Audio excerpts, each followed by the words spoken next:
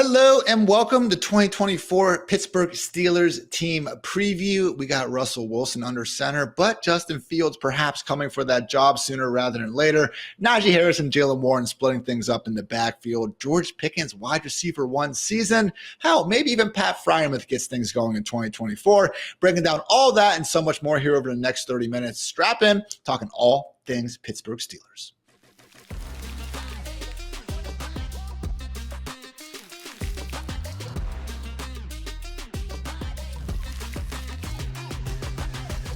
I'm your host, Ian Hartitz, and joining me, as always, Fantasy Life Director of Analytics and all-around baller, Dwain "The Rock" McFarland. And Dwain, another season with 9+ wins will make it 18 straight such campaigns for the Steelers, but have not seen as much, success after the regular season as of late.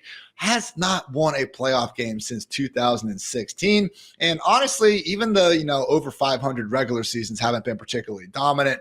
4 of the last 5 editions of the Steelers team have finished with a negative point differential. So obviously, main reason why, late career Big Ben onto the Kenny Pickett, Mitch Trubisky, Mason Rudolph experience. And here we are now with Mr. Unlimited Russell Wilson and Justin Fields seemingly as the backup, at least for now. So yeah, not really a great quarterback room. Kind of, calls out the old super bad, why is it between Muhammad and McLovin at this point in time? But then again, man, I do think there are ways that you can kind of talk yourself into both quarterbacks.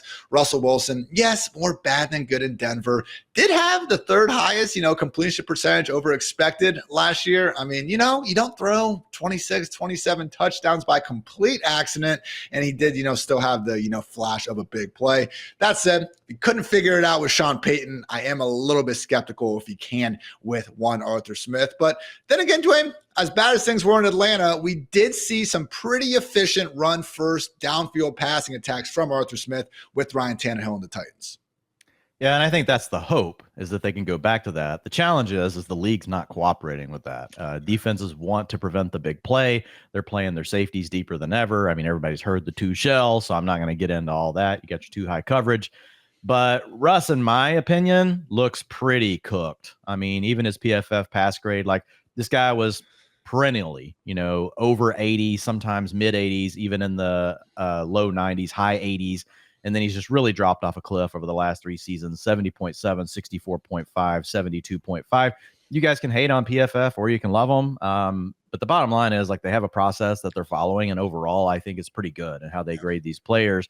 And they're watching every single play. So those numbers also, if you don't like them, they just match what's happened to Russ, period.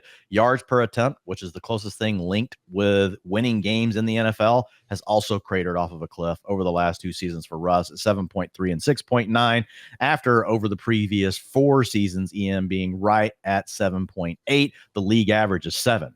So Russ has just really deteriorated. I also do believe there's no quarterback that has lost more from the change in the way defenses are playing opposing offenses. He's just not getting that single coverage man look with the one safety in the middle. He can look one way and then throw to his other dude on the opposite side of the field, or look back door and hit that deep crosser. Those plays just aren't there anymore. So I don't remember seeing a defensive shift in my lifetime that has hurt any individual player more than it's been Russell Wilson. Now, some of it might just be age too. I mean, the guy will be turning 36 during the season. He'll be 35.8 whenever we kick off on week 1.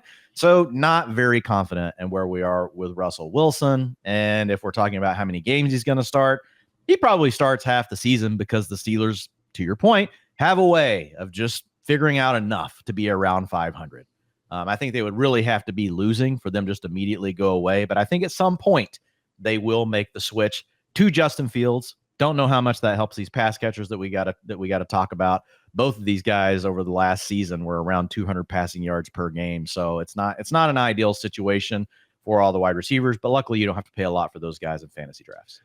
Different offenses, but, kudos to both quarterbacks for actually putting up some pretty solid numbers. Fields was actually the QB 11 with 17.7 fantasy points per game. Also had, a couple of performances where it wasn't able to, play all 60 minutes. And Russ, man, QB 13, just, 0.38 points behind Patrick Mahomes, did do a few good things in Denver. But yeah, speaking to, again, it's the relative drop off, I think, for Russ. And accordingly, he's playing football it's It's like he just lost. I'm golfing now, so I'm going to start using analogies, even though I'm horrific. But it's like he doesn't have any irons, man. He's either putting, like he threw 27% of his passes behind the line of scrimmage last year per Warren Sharp. That was the highest mark among 509 quarterbacks since 2005. And he also threw 26% of his passes between 5 and 15 yards. That's the lowest mark during the period. So no mid-range game. Russ is strolling to the first tee with his driver and his putter, and that is pretty much it at this point. So again, it seems like that's the offense that Arthur Smith wants to run, but I think defenses are going to be aware, man, if you put a safety over top of George Pickens, like what else do you really have to worry about in this offense? So ultimately, I don't see this group being a pass-heavy enough offense for Russ to make things work, even if he is going to, take over. And accordingly, that does make Justin Fields the preferred late to last round option, I would say, in Fantasyland. Friendly reminder, only Lamar Jackson has more rushing yards per game than Fields among all quarterbacks in NFL history. And, I do think that if he is out there, he's going to be pretty tough to keep out of the QB1 conversation. Sadly, though, Dwayne, I think they're probably just both pretty bad at this point. Only two quarterbacks with 100 or more interceptions and sacks taken over the last two seasons. I mean, I will say my one beef here, can we shut up with the whole kick return thing?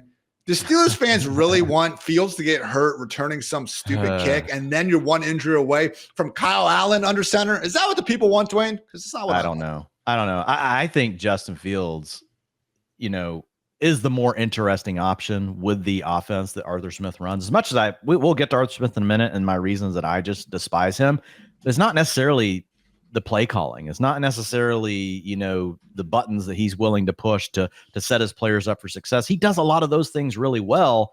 And if you gave him a passer that truly was a dual threat that opposing defense. Now, Russ ran the ball more last year, but it's mostly because he dropped back to pass and then just immediately decided. It almost looked like a quarterback draw play, but it really wasn't. No, everyone was running routes.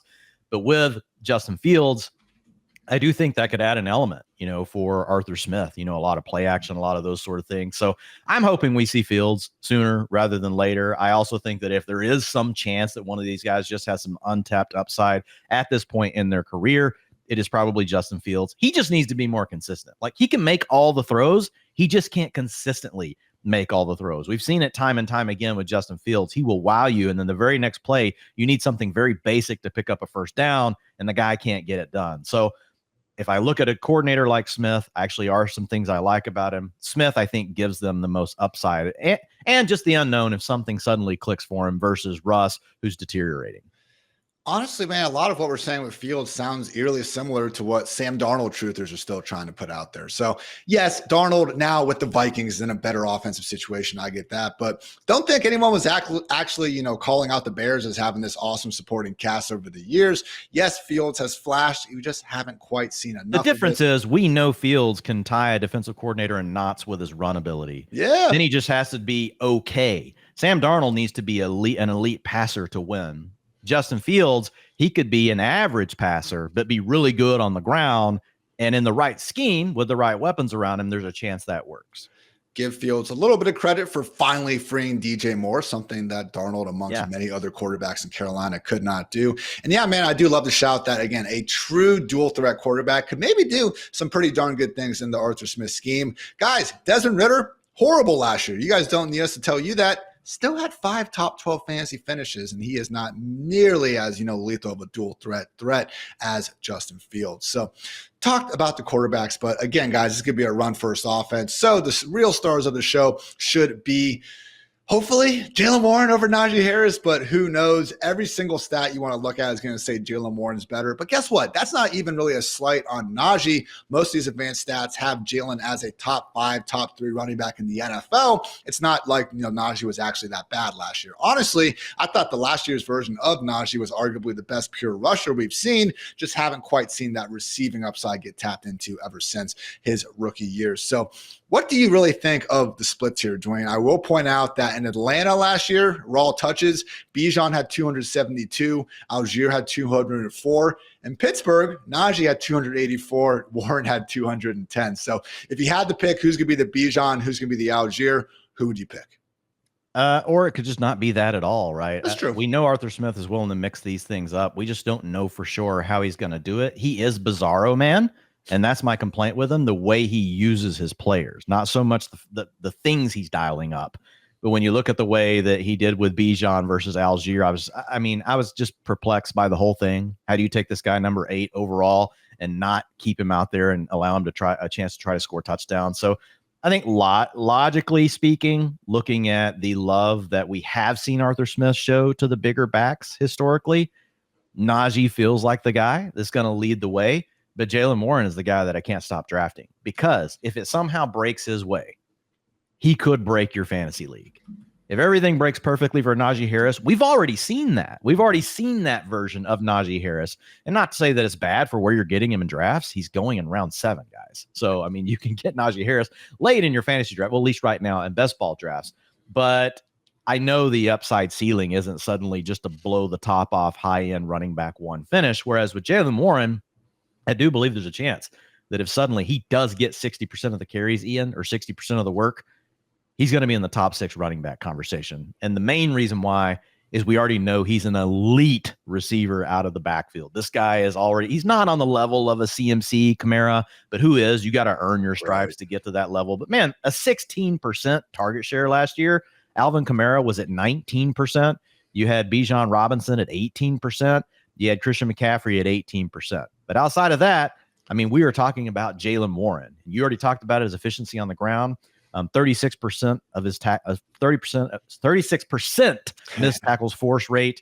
That is one of the best in the league. That's also one of the stats that running backs own. Yards after contact, 3.6. The league average is 2.9. This is a potentially elite running back. Now, we have seen this play out in the past, Ian, where we get some of these smaller sample backs. Last year we had 149 carries, so not a super small sample. He's not one of these 75 carry guys. We have seen this kind of work out the opposite the way, though, right? Once they do get the full workload, everything changes. The difference for me with Jaylen Warren is that receiving profile, and that is the true differentiator for you in fantasy land if you're talking about PPR or half PPR formats. So I want Jaylen Warren every chance I can get. I don't mind drafting Najee Harris at ADP. I think he will probably pay off his ADP, but Jaylen is definitely the guy that could break fantasy football. Last 10 years, there's been an average of 1.9 backfields per season to enable 2 top 24 running backs in PPR points per game. I'd say the Steelers are a pretty good bet to beat one of those squads this season. So we'll say Arthur Smith, over the years now, I'm not going to sit here and say, oh yeah, he really enabled Derrick Henry to do great things, running the football, but he does run a lot of outside wide zone sort of, scheme. So that would seemingly fit Jaylen Warren a little bit better than Najee, but I'm with you, Dwayne. I do think there is the potential for Warren to break fantasy football, and that's why he is one of my highest drafted running backs, especially if we can get Russell Wilson to hold off Justin Fields, because I mentioned that, rate of throwing the football behind the line of scrimmage. No group of running backs have more targets than the Broncos last season. If we get Fields out there, yeah, I'm sure it's going to help the yards per carry of everyone involved, but he's going to factor into the rushing discussion on the goal line, and he's going to scramble instead of checking down. So with you, where it's tough to be 2 down on Najee, but come on. Yeah, I have Najee at 45% of the carries, and I have 35% to Jaylen Warren, and I've got 5% to Cordarrelle Patterson, and then the rest going to the quarterbacks. So yeah, buddy. CPAT, man. Just going to do so many great things in the kick return game. You want to talk about Cordarrelle for the next 5 minutes, Dwayne? All right. George Pickens, 1,140 yards at 22 years young, catching passes from Kenny Pickett, Mitch Trubisky, and Mason Rudolph. And it's like none of you even care. No more Diontae Johnson. Like, Dwayne, I understand Arthur Smith didn't do the best things for our fantasy players, but I don't know, man. Maybe it had a little more to do with Desmond Ridder and Marcus Mariota being shitty quarterbacks. Like, A.J. Brown was on a 129 target, 17 game pace with Arthur Smith in 2020. Like, there's no one else to throw the football to here. Pickens looks really freaking good at the game of football. What are we missing here, man? Why is he being priced, closer to wide receiver 30 as opposed to wide receiver 10? Like Drake London. If you're looking at a scale of 1 to 10, and not a scale, but let's say we have 10 points to give away here, and the way you should think about players at wide receiver, where talent wins overall. Like, you need to give 6.5 to 7 points to can the player ball. George Pickens can absolutely ball. He can ball. Then you need to give 2 of the other points to their quarterback play, and then you give 1 to the coaching. Actually, you need to give 2.5 points to quarterback play and a 0.5 point to the coach in the scheme. It's not that the coach in the scheme can't matter. I mean, I've given you guys examples of, like, if you're in motion on a route, 55% more fantasy points per route. So definitely matters, but you're not going to be in motion every single play. You know what I mean? So when you look at George Pickens, the bottom line is he absolutely balled out, Ian. If we look back with Diontae Johnson off the field for the last 2 seasons, 26% target share. That is astronomical. 24% targets per route run, 2.94 yards per route run, despite playing with bad quarterbacks. I hear a lot of people talk about adjusting yards per route run for the personnel, and that's true. If you have 2 wide receivers on the field versus 3, you're more likely to get a target because most teams don't have a tight end or a fullback, whatever the extra player is on the field that's going to demand a target. So that makes sense. But the bigger thing is he did that with bad quarterback play. Kenny Pickett was not good. We talk about any of the quarterbacks really that he's played with over the last 2 seasons, even when Kenny Pickett was out, it's not been optimal for George Pickens. So to put up a 2.94 yards per route run with the quarterback play he's had, I think that's really good. And that's a bit of an insulator because it's not like we're sitting here saying we're going to get a big upgrade in quarterback play. Right. Honestly, I mean, we could have the Kenny Pickett experience all over again between what we're going to get out of Russell Wilson and Justin Fields. But the point being, it's George Pickens has already shown an ability to overcome that, which is not easy to do. And honestly, with Russ and Fields, hey, Courtland Sutton caught 10 touchdowns last year. Already mentioned DJ Moore going off. You even look at 2022, Russ. I mean, Jerry Jeudy over the last half of that season was putting up wide receiver 1 levels. Last year in Seattle, both DK Metcalf and Tyler Lockett were top 24 at wide receivers. I mean, I get it. And no, I don't think, Pickens should be priced as his top 10 talent or top 10 wide receiver in fantasy. But man, do think there's a lot of untapped upside for this guy. Like, he is truly a freaky talent, man. Only DK Metcalf and Tyreek Hill had a faster ball carrier speed last year. And yeah, is the route tree a little bit limited? Sure. But again, we've seen Russ do that. Without Diontae Johnson, they opened it way up for him. So awesome. I think that's the thing that was most intriguing to me, Ian, is that whenever Diontae was out, like, they let him run all the other routes. They just didn't have him out there running gassers. And the guy showed that he could win on the slants and the crossers and some of the other stuff. My 8th highest drafted wide receiver, currently wide receiver 28 in ADP. Certainly, I think it's a good example of someone priced closer to their floor than their ceiling. So already talked quite a bit about, the new OC in charge, Arthur Smith. But yeah, Mike Tomlin is back and Arthur Smith sitting pretty as the OC. So 55.5% pass play rate with the Falcons. That was 30th. He did spruce things up when he had Matt Ryan for a year, so it's not impossible, but including those Titans years, 4 or 5 seasons tell us that Arthur Smith is probably going to utilize a run-first offense, which is also what we've usually seen in Pittsburgh over the years. So PFF's ranking 17th ranked offensive line only does return 3 of 5 starters, but they did use their top 2 draft picks to address the group as well. So any final thoughts on Arthur Smith that we haven't gotten to already, Dwayne? No, I think it's just funny though. There was a great, tweet the other day from Pat Thorman, and it's talking about Arthur Smith's arrival. Last year, the Steelers were 31st in drop back rate over expectation. The Falcons were 32nd. So essentially you're going to have the same run heavy scheme. But hopefully Smith can do some things that, as far as play action and shift in motion, he hasn't been great at those things, but he's been decent. So I have a little bit of hope that he's going to add some efficiency to the offense, but I'm with you. Still going to be a run-first offense. And I will say, everyone, the things that we kind of remember, like the amount of people I've had mention the Jonnu Smith carry inside the 5-yard line. It happened one time. All right. Yeah, it didn't work. It should have never happened. Come on. I'm just saying, man, if this was an offense like the Lions where we had a ton of extra goal line carries to go around, I don't think we would have cared. The bigger problem in Atlanta last year was this generally being a piss poor offensive environment because Desmond Ridder, did not know how to do anything other than throw a back-breaking red zone pick with the game on the line. But you know what, guys? Maybe you just want to completely fade this group, and you can go ahead and do that if you want to over at DraftKings Sportsbook. Right now, all new customers who bet just $5 will get $150 in bonus bets instantly. Download DraftKings app now and sign up using our promo code FantasyLife. And yeah, guys, whether it's baseball, UFC, we got the weekend off, but they'll be back, here before too long. Any other sports that are live, guess what? You can go ahead and bet on them over at DraftKings. And if sports betting is not yet available in your state, first of all, I'm sorry, that sucks, but don't worry. DraftKings is the one-stop shop for all things daily fantasy, where you can join in on all the fun and have the shot to win cash prizes. Download DraftKings Sportsbook app now. Again, new customers can use our promo code FantasyLife and bet just $5 on any wager and get $150 in bonus bets instantly. That's promo code FantasyLife only at DraftKings Sportsbook. The crown is yours.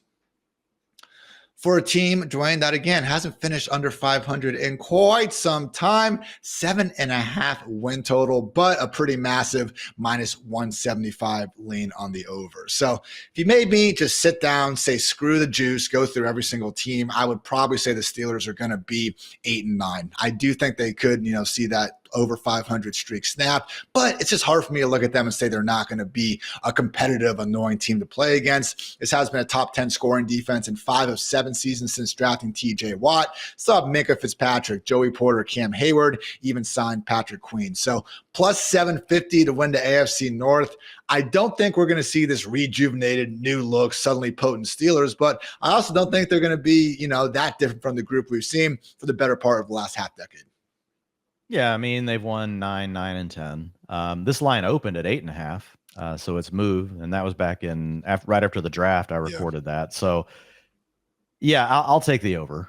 I'll take the over. The juice, obviously, it's minus 175. So in real life, I'm not betting it, but I do think that they get over 7.5 wins.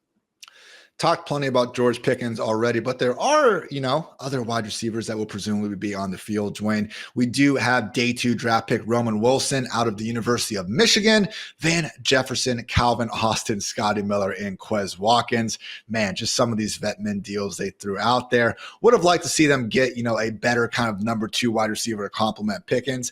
Honestly, that's probably why you have heard them pop up in some of those Brandon Ayuk trade murmurs throughout the offseason. So last year, the Falcons ran a league high 670 plays with at least 2 tight ends on the field. That was 199 more than the next closest offense. So not even a given, Dwayne, that we do see the number 2, let alone number 3 wide receiver here be used all that often. Who, if you had to put, I guess a chip down on anyone here behind George Pickens, would you be willing to do so?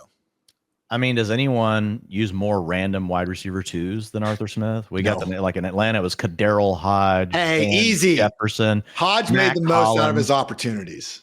Okay, great. But I'm just saying, like random no names that do us nothing. So there's a chance that this wide receiver 2 is just a rotating door. The only one I want to put a bet on is Roman Wilson. Roman Wilson is a vertical slot player, but he's got that down the field prowess that if they can get things clicking, that a guy like Russell Wilson will like. Also, that deep crosser, favorite route of Russell Wilson. And so Roman Wilson will be the guy trying to roam that area of the field. We'll see if opposing defenses let that happen. It's also just a really low bar. Roman Wilson's got to beat out Van Jefferson, Calvin Austin, Scotty Miller, and Quez Watkins. So I'm definitely drafting Roman Wilson. I don't know where he lands, but he's probably in my top 12 to 15 drafted wide receivers.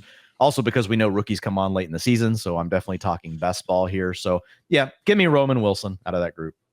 84th overall pick in the 2024 NFL draft. Again, far more investment in him than any of these wide receivers who got the vet min deals. So yeah, 58% of Roman Wilson's targets resulted in a first down or touchdown last year. That was the highest rate among all Power 5 wide receivers with at least 50 targets. So maybe didn't see the huge counting stats, but similar to Lab McConkey, I think you have to look a little bit closer at those Michigan and Georgia offenses. See that, yeah, they're winning games, running the football and doing other things. Can't fully pin that against Roman Wilson. Whereas if he'd gone to more of a pass happy, not as good team, probably would have accordingly had bigger numbers. So takes us, Dwayne, to perhaps the sleeper of this team, tight end 1, Pat Freiemuth. Ooh, this one's interesting. I have been drafting more Freiemuth, Dwayne, than a lot of tight ends out here. I'm checking the exposure right now. Noah Fant, number 1, of course. Dallas Goedert, number 2. Number 3, Pat Freiemuth. I feel like after Freiemuth is when things get really messy at the position. Not saying he's a lock to work out, Dwayne, but tight end 14, after Freiemuth, Cole Kmet, TJ Hawkinson, Luke Musgrave. That is where I'm drawing the line where, please, God, tell me I already have a tight end. Yeah, Freiermuth is my 4th most drafted tight end. Jonnu 1, Mark Andrews 2, Trey McBride 3, Pat Freiermuth 4, and Dalton Kincaid 5th. I'm at 13% on Freiermuth. So he's one of these guys that he's at least flashed a little for us, Ian. He's been quite banged up over the last couple of seasons. So it's one of those deals you got to kind of keep in mind the injury history of the player. I know we talked about that a little bit when we did the Ravens with Rashad Bateman. But looking at what Freiermuth has been able to do over the last couple of years, and if you just look at his underlying talent profile and the data points we like to look at, yards per route run, targets per route run, target share, those things indicate that he is a low-end tight end 1.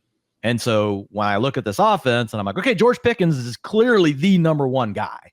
Not a huge ceiling on this passing game, but I think if I had to put odds down on who's going to be the number 2 target in the offense, it's either Pat Freiemuth or it's Jaylen. I think it's one of those 2 guys. Maybe Roman Wilson surprises us again. Been drafting him too, but if I had to pick a pecking order and put odds on it, it's George Pickens, then Freiemuth, then Jaylen Warren. So definitely been in on Freiemuth, especially whenever I don't take a tight end early. I'm usually not taking Freiemuth in. I don't know about you. If I've taken a Dalton Kincaid or one of those high end guys early, I'm usually waiting another tier down and grabbing a Jonnu or a Noah Fant. Yeah. But if my first tight end is Dallas Goedert, who I think is the most underpriced tight end right now, I'm fine circling back around in 2 rounds and adding on Freiemuth if it makes sense for my build. So he's one of those guys that if I'm going to go with a 3 tight end approach in best ball, Freiemuth is often one of them. I'm usually looking for 3 tight ends if Ingram is my first one. If I'm not able to get Kittle, Pitts, Kincaid, Andrews, McBride, Kelsey, or Laporta, that's part of the advantage and the allure of using an early-ish round pick on the position. You don't have to get your second one until deep into the draft.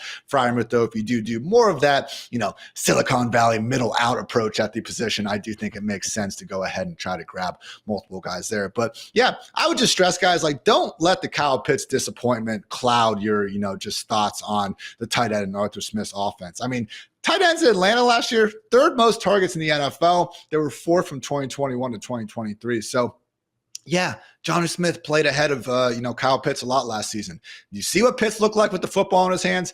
Kyle Pitts has forced 1 more missed tackle than Zach Ertz over these last 2 seasons, all right? He was playing injured for a lot of the time. I get it. But yeah, Jonnu Smith probably made more sense to get the ball to on those yak plays. And now when we start looking at Freiemuth, and you mentioned the injuries, Dwayne, week 1 chest and week 4 hamstring issues last year, we have a guy who sure looks like a candidate to be soaking in a lot of those 143 vacated targets.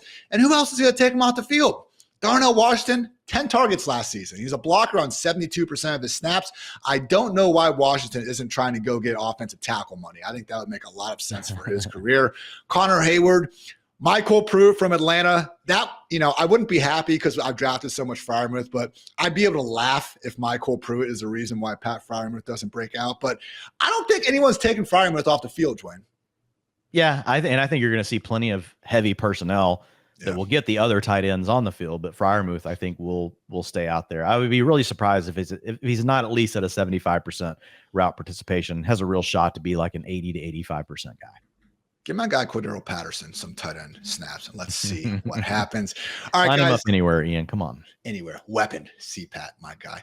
If the Steelers were a TV or movie character, they would be, this is a deep poll, I'm going with Bob Ryan from Entourage.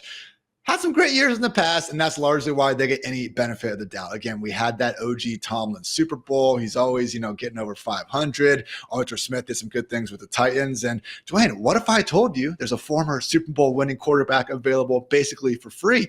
What if I told you a former 11th overall pick who has flashed as a quarterback could be acquired for some late round picks? Is that something you might be interested in? Yeah, apparently the Steelers are, but I'm just not so sure it's going to work out at this point. So we'll see what happens. Maybe, I'm not sure how Bob could have actually pitched Van Jefferson, Scotty Miller, or Quez Watkins. But, I would like to see him try one of my favorite recurring characters in Entourage. So over to you, Mr. McFarland. Yeah, I'll go back to Seinfeld and I will go with Newman. This is the second straight episode where we've gone more with a villain. Last episode we did the Browns and it was Deshaun Watson, but there's more underlying, hate for Deshaun Watson because of off the field stuff. Not so much that with Arthur Smith, but he's definitely another villain that people love to hate. And so this one I kept it a little bit more lovable, and I will go with Newman. Like Arthur Smith to me is the Newman of fantasy football. Anytime you try to talk about something positive, you already mentioned the Jonnu play. Anything with the Steelers, it's like someone on the internet is like Newman, but it's Arthur Smith, because it's the one guy that is like, okay, great, everything can be good, but damn it, Arthur Smith. He's on this. He's going to be calling the plays, and according to everyone on Twitter, that means that we maybe just shouldn't draft any of these guys. But I think we take it too far. I'm not a huge Arthur Smith fan because of the utilization of players, but I'll go with Newman. Good luck, Steelers fans. Again, team with a obviously rich history. Still got, your Super Bowls in the new millennium. But yeah, only Steelers playoff victories since 2010 have come against Matt Moore, Alex Smith, and A.J. McCarron. And Bengals fans are still a little bit mad about that McCarron loss. So we'll see what happens. Again, new quarterbacks. I do think they upgraded the room. Only one way to find out. Truly, though, cannot wait for live NFL football to get here. So we'll see what happens. Feel free to check out the Steelers team preview for free over at FantasyLife.com, along with all other 32 teams that I have miraculously managed to finish at this point. Dwain's projections, FantasyLife Consensus Rankings, all that and so much more. And go ahead and subscribe to our free newsletter. Always entertaining and I believe informative as well. So for Dwain, for producer Matt, I'm Ian. Thanks again for tuning in to the Fantasy Life Podcast. And until next time, take care, everybody.